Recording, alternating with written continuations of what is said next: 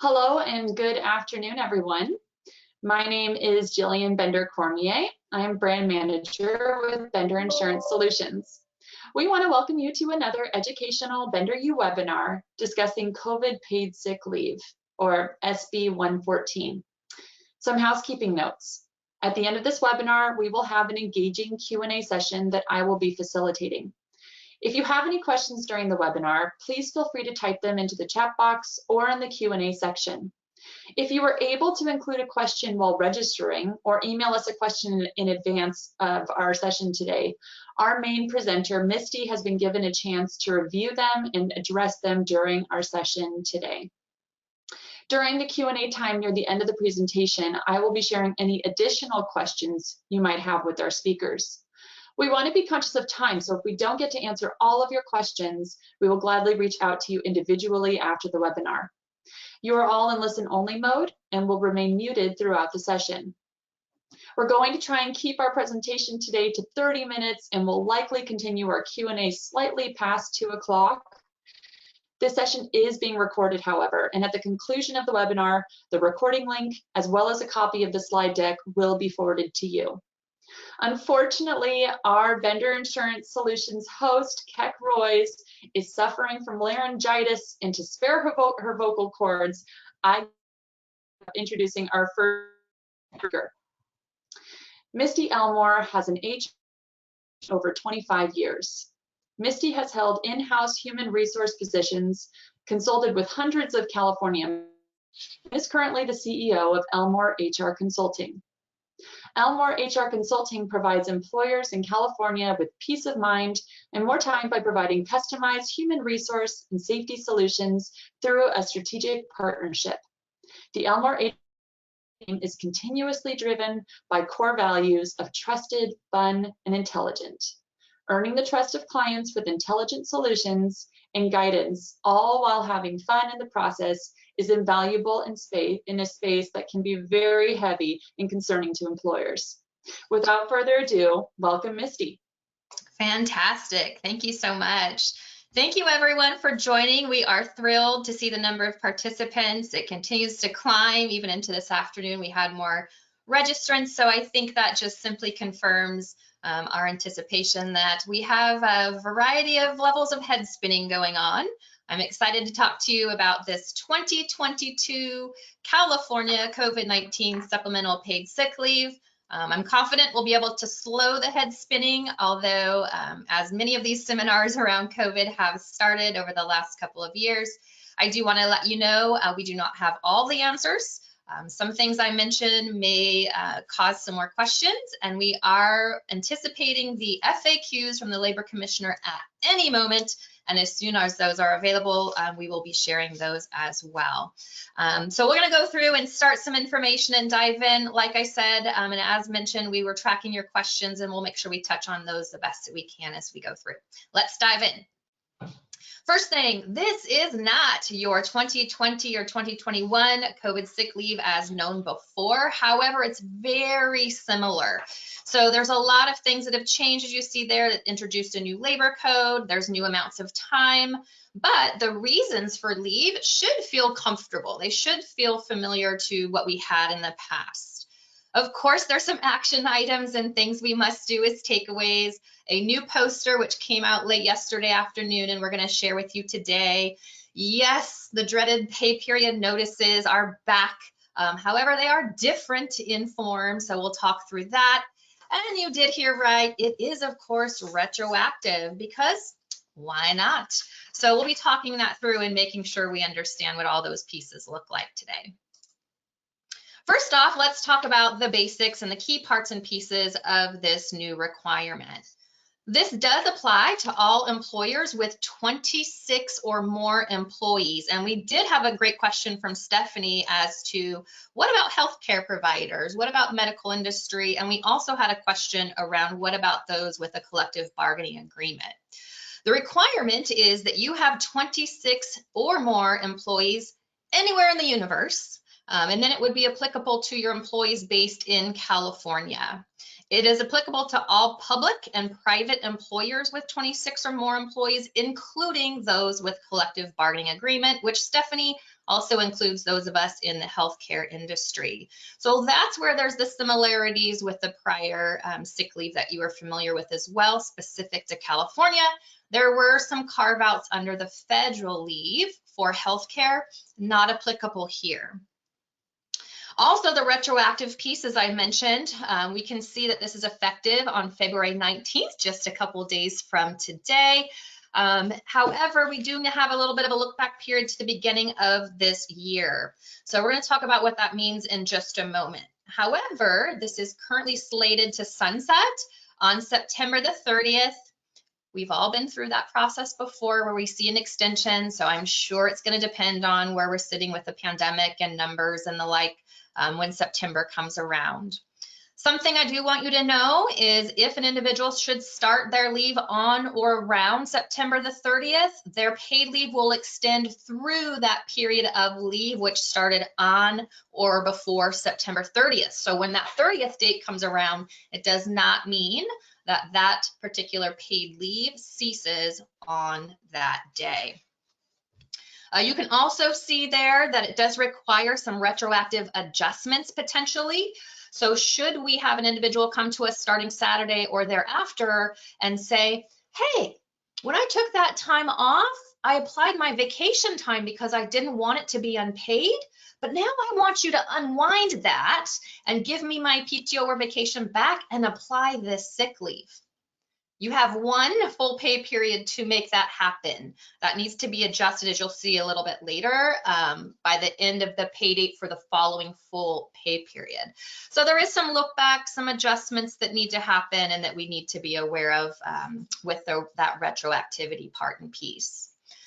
We also did have a variety of questions around, what about tax credits? Who's supposed to pay this? Are we expected to bear the burden? I am the bearer of bad news.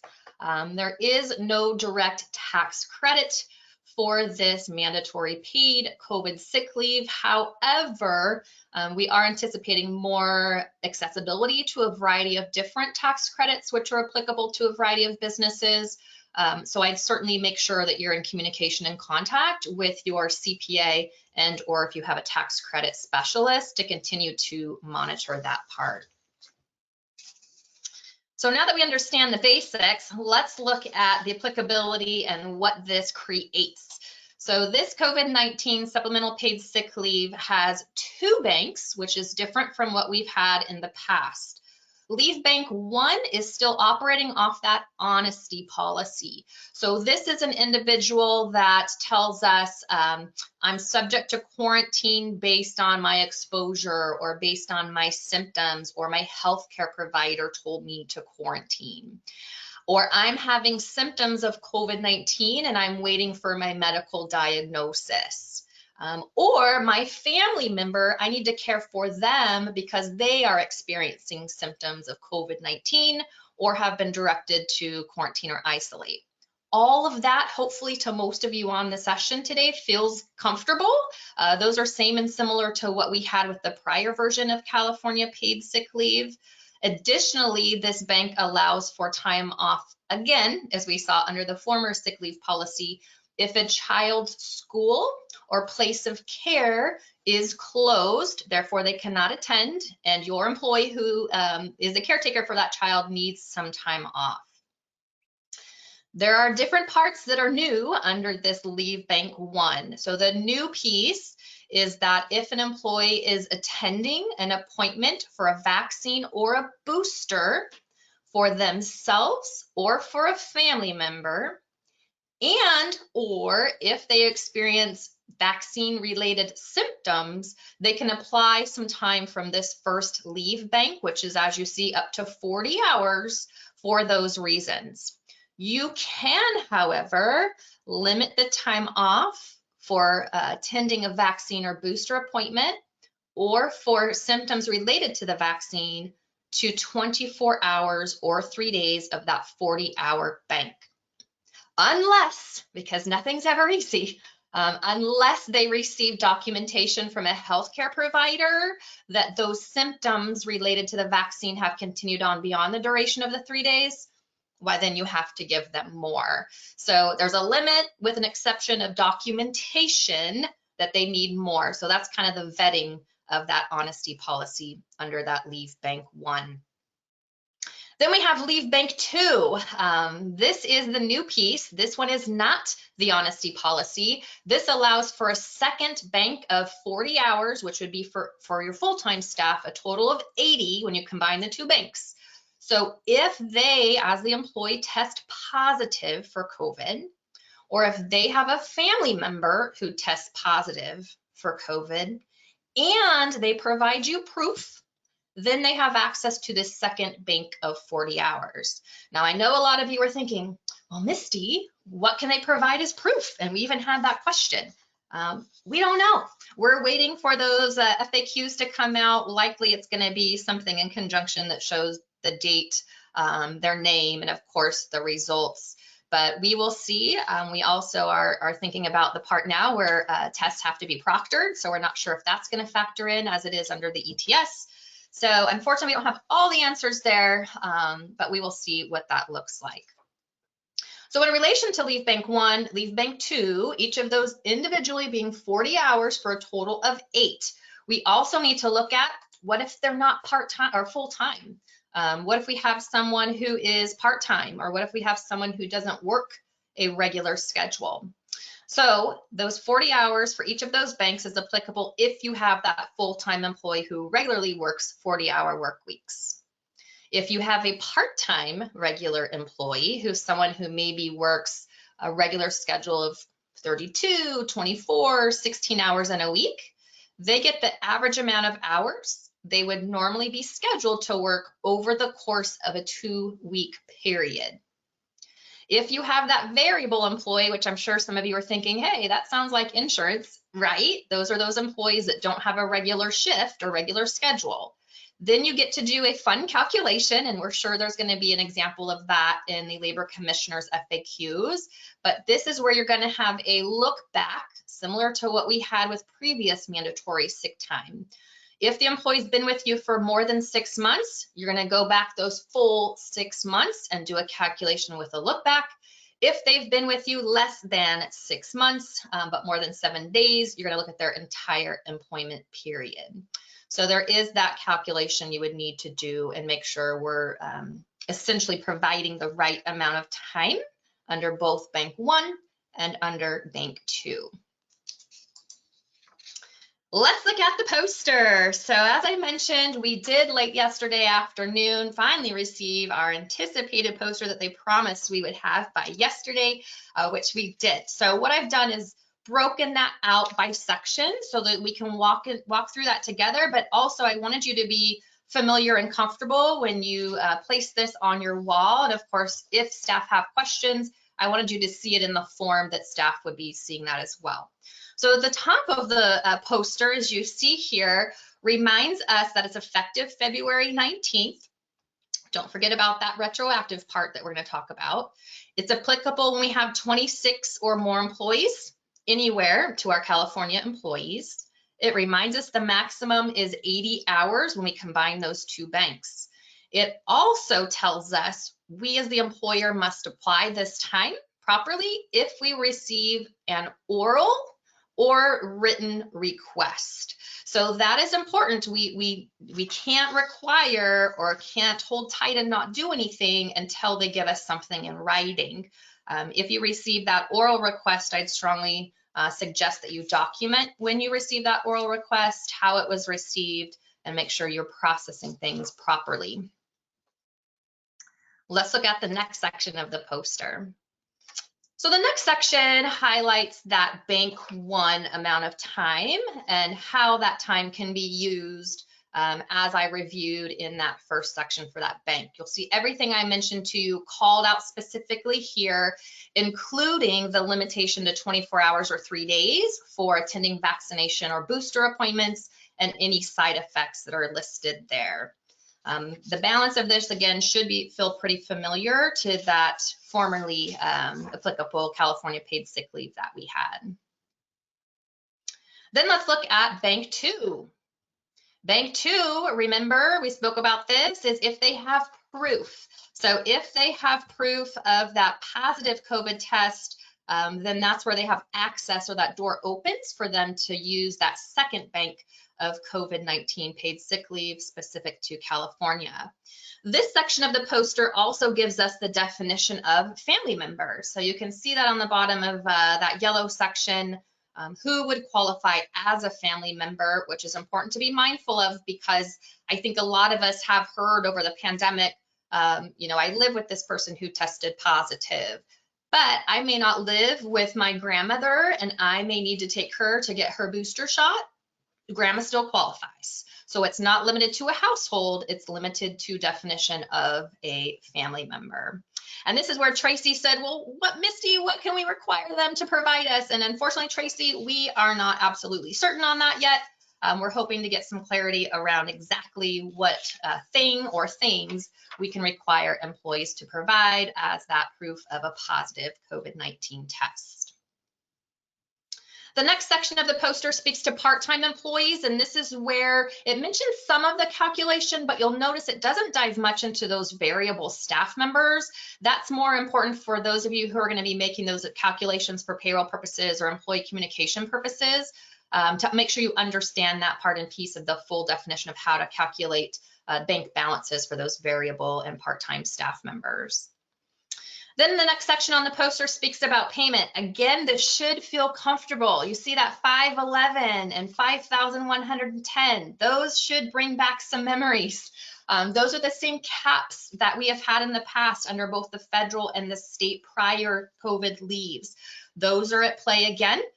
So we do have those maximum amounts. Now, what I want you to know is there's going to be some true up considerations as well, and we're going to look at those in just a moment. But it is important to make sure we understand those caps are in play. And then the last piece of the poster, to no surprise, I'm sure of anyone, reminds us that there are protections. This is a protected leave that employees have a legal right to request both in written form and orally to take and use. We're all used to that rebuttable presumption under our I call it the classic paid sick leave, or now it almost feels like our antique paid sick leave that we have, those standard in California. Same here. So if someone exercises their right to use this COVID-19 paid sick leave, we want to be mindful and just thoughtful of any actions we need to take afterwards and make sure we have that solid business justified reason why, so it doesn't appear to be or feel like it's retaliatory. And if we were unfortunately to face a claim, we at least have solid legs to stand on with that documented business justification. And then, of course, no regulation would be complete if we did not have a poster that had to be provided, which is what we just reviewed on the several preceding slides. I just broke it out in different chunks. Fortunately, however, we did get some clarity as to how we can get this to our remote staff. So they did provide clarity that we can provide this to our remote staff in an electronic fashion.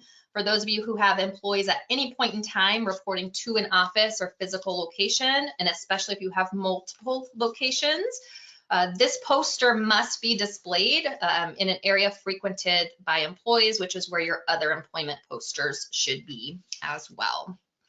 We want to make sure this poster goes up. It's effective on Saturday. So if you don't work on Saturdays, fantastic, good for you. If you work on Saturday, you can put that up. Otherwise, I would make sure before you head out on Friday, get that up on the wall. It does clearly state that it is effective on the 19th. All right, so that's our poster. So let's dive into a little bit more around what does this mean? What do I have to do? Look at some of these things that we've all heard as far as action items and word on the street around this paid sick leave. So for our action items, there of course is a component for pay period notice. So again, probably some flashbacks to the prior California paid sick leave here, but don't implement exactly what you see in that flashback. You may recall historically, we had to put the balance, how much time employees had available under California paid sick leave prior. With this version, we need to put the amount used, how much they have used. If they have not used any, you're going to enter 0. It needs to read 0 per the regulation. So again, We need to give notice every pay period of the amount they have used. You can do that a couple different ways. One, you can work with your payroll company or payroll system and software and get that on pay stubs. It's currently unclear, unfortunately, if we need to have two line items, one for bank one and one for bank two, or if we should just have one. We're not certain on that. Or if you don't want to put it on pay stubs, or you don't have the ability, or maybe your payroll provider is not ready to do that, then you need to provide some other written form and notice of the amount used that they have taken. We touched on the poster. Make sure we get that out this Friday afternoon. Get that in email out to your remote teams. And then, of course, the retroactive piece. I mentioned this as we were getting started, but again, if it's an oral or written request to make some adjustments prior, if we need to maybe replace and replenish some other sick leave or some PTO or some vacation and then apply these hours, we will need to do that.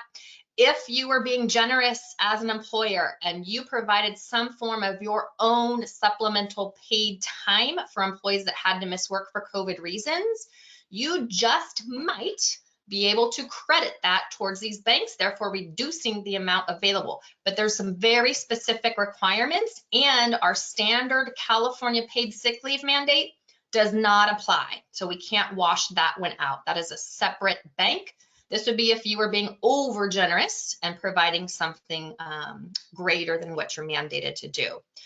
Similarly, if you have staff, if you have a location where there's local ordinances around COVID paid sick leave, that would be Los Angeles, that would be Long Beach and Oakland. If your staff members have used some of those local ordinance bank time, you may be able to decrease their current balances for that as well. So make sure if you have employees in those locations, you are doing a little bit of a dive and looking into what that might look like.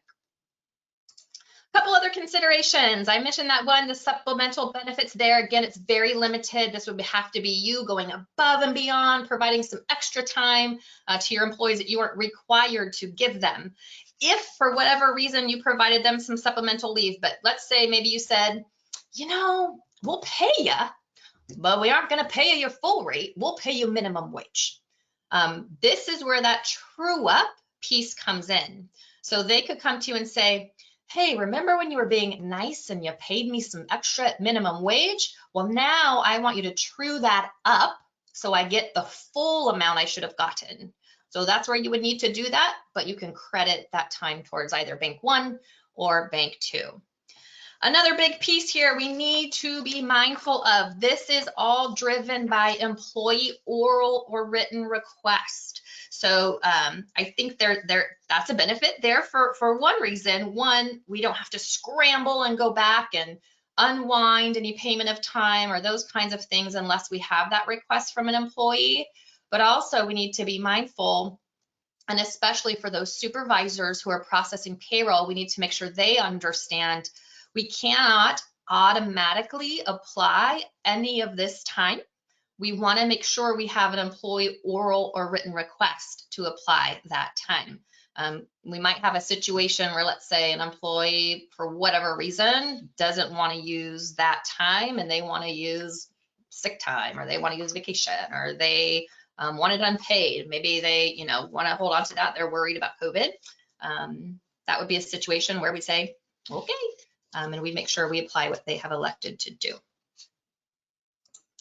There's going to be some do not do's out there. So as far as things we cannot do as an employer, we cannot require employees to exhaust or substitute any other leave bank before they dip into this. Again, they have full control. We cannot request, persuade, and certainly cannot require them to exhaust their vacation, PTO, sick time, whatever benefits you provide before using this. And then also we had a great question from Shelly, and Shelly said, well, hey, wait a minute. Haven't we had to pay this thing called exclusion pay all along under the COVID ETS for Cal OSHA?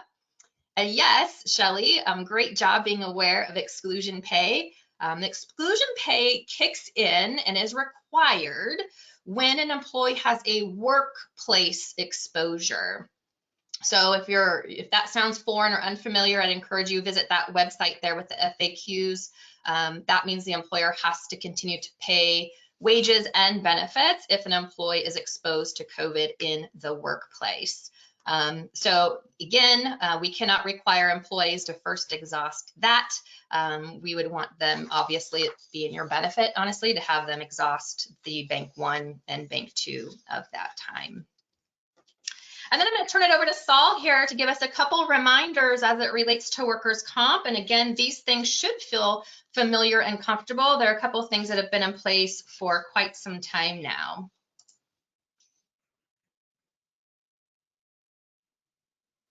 So my name is Saul Pazar. I'm the workers' compensation specialist here at BenderU Solutions. We have all these new rules and regulation coming in, but we still have to deal with the old stuff. So you probably know SB 1159, that's still in effect. SB 1159 requires all positive cases to be reported to your workers' compensation carrier within 3 business days of knowledge. This requirement goes through 1/1/2023. For the purposes of this bill, SB 1159, the employee must have a positive test, which is really important to note. So they need to take a test. It needs to be positive. Now, it's very specific to what type of test they can take. It has to be a PCR test or any other viral culture test approved by the FDA. It cannot be an antibody test or anti-agent test. Typically, those like rapid tests, those do not qualify for the purposes of SB 1159. So if you have an employee who tested positive for COVID using a rapid test, you do not have to report it to your workers' compensation carrier until they actually do a PCR test. Also to note is that you're not required to report any positive cases for remote employees. So employees that work from home, if they test positive, you're not required to report that to your carrier as part of its SB 1159. As you know, each carrier has a form where you can report these cases. Typically, that form will ask for your date of knowledge when you find out about the positive test, the date of the test, so when it was taken, when the sample was taken for that test, a list of places where that employee was 14 days preceding the test. And for that, it has to be either your physical location or any job site. So if the employee went to a construction site, if they went to a client's home, that has to be noted. Along with that, you have to know how many employees you were present at that location, and it's the highest number of employees. And to notice is they're asking for your employees. So if they went to a facility and there's other employees there, but you only had 10 employees, you only know your number of your employees at that location. Also important to remember that if you fail to report a positive case to your carrier, you can be subject to civil penalties up to $10,000. To date, I haven't seen any of this come through. I'm sure the state is a lot busier with other stuff, but that's not to say that a year from now they come back and start looking through those logs to make sure that you report all your positive cases. So it's really important that you do report them. You just want to be on the safe side when it comes to that. Also to know, reporting a positive case per SB 1159 is different than reporting a claim. So when you report a case is open, the carrier's note is notified, but a claim is not created. If the employee believes, thinks, mentions that they contracted COVID at work, your first duty is to give them a DWC-1, an employee form. Once that form is given to them, it's on them to sign the form and give it back to you to start the claim process. When you give them the form, you can do it via email or certified mail. That way you have a record of you tendering that form and meeting your obligation. For those cases, once you get the form back, signed, that's when you open the claim, you report the claim to your carrier, and the claim is open. For those cases where through contact tracing, you find out that, hey, other employees also have COVID around the same time, they might have got it from there, it's highly likely it's work-related, give the employee the form, but but just report the claim right away. I wouldn't wait for them to give you the form back, because through your contact tracing, you kind of figure out, hey, something's going on here. It might be work related. Report the claim, have the carrier do their job, and do the investigation to determine whether the claim is going to be compensable or not. Also, one thing to note, right now we have AB 1751 going through the legislature. This might change some of the reporting requirements of SB 1159. Among them, it might extend it to 1/1/2025. So that is still making its way through. And we don't know if Governor Newsom is going to sign it or not, but it's just something to keep in mind, that it might be extended. Lastly, when a claim is filed and you have a claim open, just notify your examiner of any paid leave the employee has had at any time from when the claim was open. Just because we want to make sure that there's no double payments. And if you're paying paid leave, then the carrier wouldn't pay temporary disability for any time lost from work. And just notifying the examiner upfront helps avoiding those double payments. And also, once a payment is made, it's really hard to get that money back. So if you can just avoid that from the get-go, it just helps everyone involved. Great, thank you, Saul. Good reminders for sure. Perfect. Well, to wrap us up, I know we're as close to our 2 o'clock time as we can possibly be on a new topic with lots of questions. I think the biggest thing we can remind you is be aware, review that poster when you get that posted either tomorrow or Saturday, make sure you're familiar, and then check. The Labor Commissioner has not yet released the FAQs. At least 5 minutes before the session started, they had not. Who knows now? But we anticipate those any moment, and that link is here as well, and I'll drop those into the chat in just a minute. But that link and information is there, so check that website frequently. I think experience tells us they're going to update, they're going to change, they're going to clarify, and we all know as professionals navigating these matters, it's best to check every situation, because every situation is going to be a little bit different anyhow. The language from the bill is there if you'd like to see that. Historically, the Labor Commissioner has done a great job of summarizing and giving us an overview there, so we anticipate that will be the case here as well. We are going to be providing copies of the slides, so that will be a good reference for you, but primarily I would visit those FAQs to make sure we have everything that's most current available. We also are going to provide you the poster in both English and Spanish. However, it is available on that Labor Commissioner website if you would like to visit that. And then you see our contact information at Elmore HR. That's our general inbox. There, feel free if you have a question, either today after the session or 2 months down the road in a real life situation, feel free to shoot us a message. Our team will work to get back to you as soon as possible. We also are holding on to our draft version of a time off request form specific to this leave. More than happy to pass that along. We're just waiting for those FAQs to come in so that we can be confident that everything is on there that needs to be. And that's a great tool to use for either individuals providing written notice or you logging and recording them, giving you that oral request for utilizing the leave as well. So with that, I will close us out here and we'll go into seeing if we have some questions and answers that we may be able to facilitate. Oh my, do we have questions? We absolutely have questions. And again, folks, as Misty had mentioned, we are going to be sending out the slides. We are going to be sending out the recording for this. So if you have to drop off, we understand. But we're going to go ahead and stick around and answer a handful of these questions. The first question we have was from Jessica. She's wondering if she has 25 full-time employees, but 1 part-time employee, if she would be required. Oh, Jessica. Yes, as we understand it right now, it's the number of heads on your payroll that get us to that number. Okay, thank you. Okay, and then the next question we have is from Kathy. She says she has 1 employee that applied workers' comp when she had COVID. How does she handle this? Well, if there's an open workers' comp claim, one, I'd check with your adjuster to make sure that's moving along as it needs to be.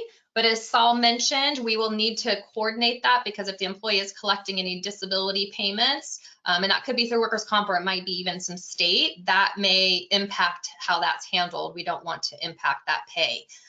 So definitely check with your provider on that to find out if they're receiving pay. If they're not and they request, now remember, your job is if they make an oral or written request to apply that time, you would want to execute what they've requested. Great. We've got a next question from Jeanette. She says, some attorneys and HR people are saying we need to put both available and used on the pay stub because of reference to Labor Code Section 246. What are your thoughts on this? Well, my thoughts are currently everything we've seen in the regulation and digesting it has said this one, it specifically says is different than the prior, where we need to put the used. Now, if you want to overachieve and put both, I think that's fair. But for right now, as I understand it, with all the fact finding and digging we've done, it's simply the used amount that needs to be there.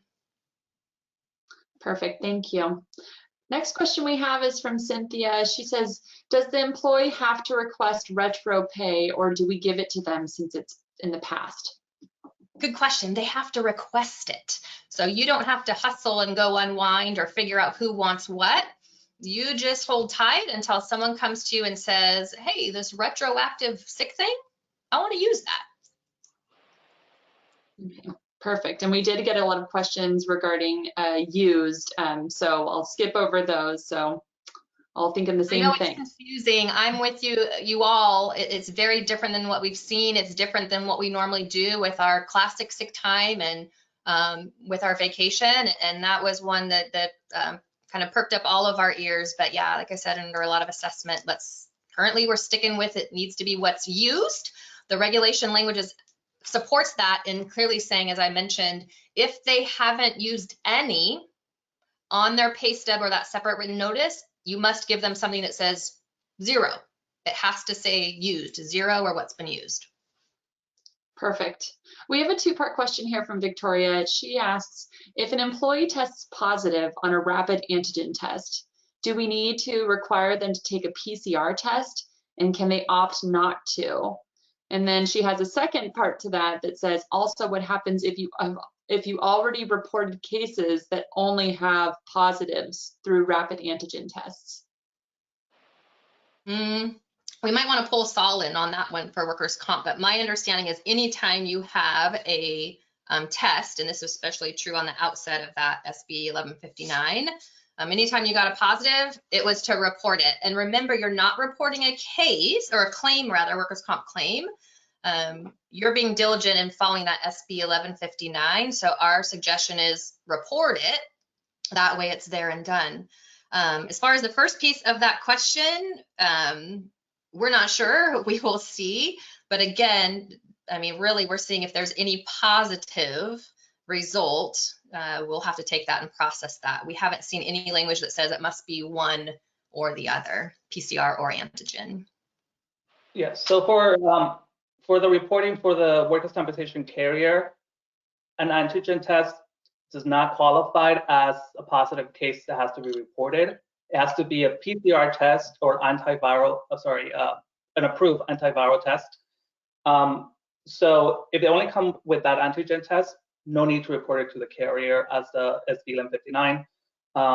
You can ask them to take a PCR test, but if they don't want to, then it's on them. Now, that doesn't prevent the employee from filing a claim. So if they still want to file a claim and say, well, I think I got it at work, regardless whether they have a test or not, give them the claim form. If it's filled out, report the claim, and the carrier will take care of whatever's required for them to prove their case. Great, thank you guys. Question from Deborah here. An employee who was off in January asked me prior to this bill if there was any pay for the time he was off. He provided me a copy of his home test. Would this be considered a claim? Good question. So right there, I think there's two parts of that. One, we don't have to take requests that were prior to February 19th as a retroactive adjustment. So should that employee come to you on the 19th or after and make that request, As long as you've had the poster on the wall and you've sent it out to your remote staff, you satisfied your requirement. But if they come to you after the on or after the 19th, that's when you make the adjustment. As far as the home test, I would want to know more information around that and what we're using that for. If we're using that for determining quarantine and isolation, was it after the new regulations under the ETS where that has to be proctored? Or when you're saying claim, is that for workers' comp? In which case we want to follow what Saul just shared. Perfect. All right, a question from Ivan. An employee has separated from the company recently, but had COVID within the retroactive time. Now he's requesting retro pay. Is he entitled to it? Yeah, good question, Ivan. We will have to see what the FAQs say about that. I haven't seen any language around that. Good one. Okay, perfect. And somebody asks if, Lori asks, if someone was paid 80 hours prior to this new time and then got COVID again, do they get the addition or would they have none left? Well, they only get the max 80 hours. They wouldn't get more than that. So if they had time applied already, I'd be curious to find out what that time was. If it was their classic sick or their vacation, you would leave that. And then if they got it the second time and they were maybe unpaid or they didn't have enough to cover, and that's where they say, please retro, then you'd apply that. But the max they get under this new requirement is, it's the two banks, 40 for those purposes and then 40 for the other. Okay, perfect. This question's from Tess, and we'll go ahead and take questions until about 2:15 and then go ahead and wrap up. And again, any questions we don't get to answer, we will gladly respond to after we're done here via email. So many employees have been out with COVID symptoms and waiting for test results. Would we use hours from Bank One during that time? Yes, that if they have symptoms and they're waiting for a medical assessment or diagnosis, which remember tests are a diagnosis, then yes, you would use Bank One time for that. Great. Tony asks, is remote staff also considered field employees that do not come into the office?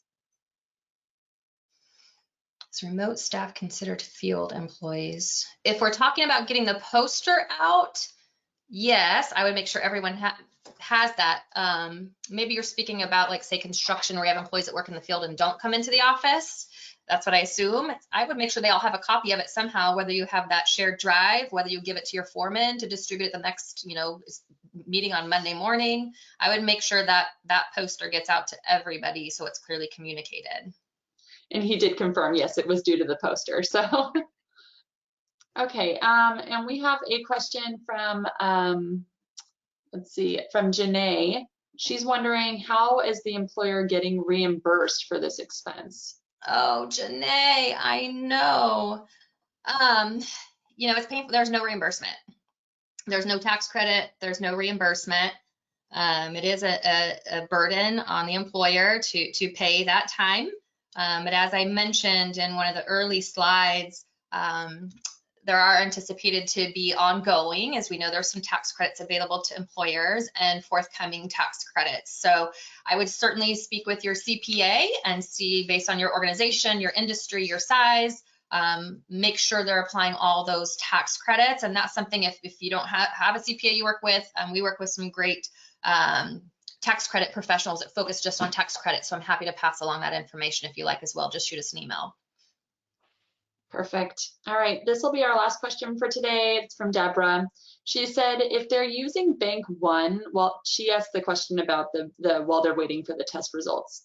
If they're using Bank One while waiting for the test and they test negative, then do they still get paid? They'll get paid up to the 40 hours for Bank One, but they would get no more time. So let's say you have someone out for 5 days because they have symptoms. They test on day 5, which we all are very familiar with now under the new quarantine and isolation, right? So let's say they test on day 5 and they get a negative test, but they say, I don't feel good. I'm not coming in. I still don't feel good. well, okay, you can take more time, but now that time's going to be unpaid, or they could elect to use vacation, PTO, or classic sick time for that, but they're not eligible for that second bank because they didn't get a positive test. Great question. Wonderful. Well, thank you again, Misty and Saul, for sharing with us today. This has been a fantastic session. I think you can all agree. Lots of information to share, and they were able to do it in that 30-minute time frame. So well done, you guys. Thank you. And we appreciate you all for taking the time out of your busy schedules to join us for today's BenderU. As a reminder, this session has been recorded, and a link to view and share the recording will be emailed to you following the webinar, along with a copy of today's slide deck. Should you have any additional questions that arise after our webinar has concluded, please feel free to reach out and we'll be happy to help. Thank you again, and we hope you all have a wonderful day. Thanks again, Misty. Thanks again, Saul. Thanks for joining, everyone.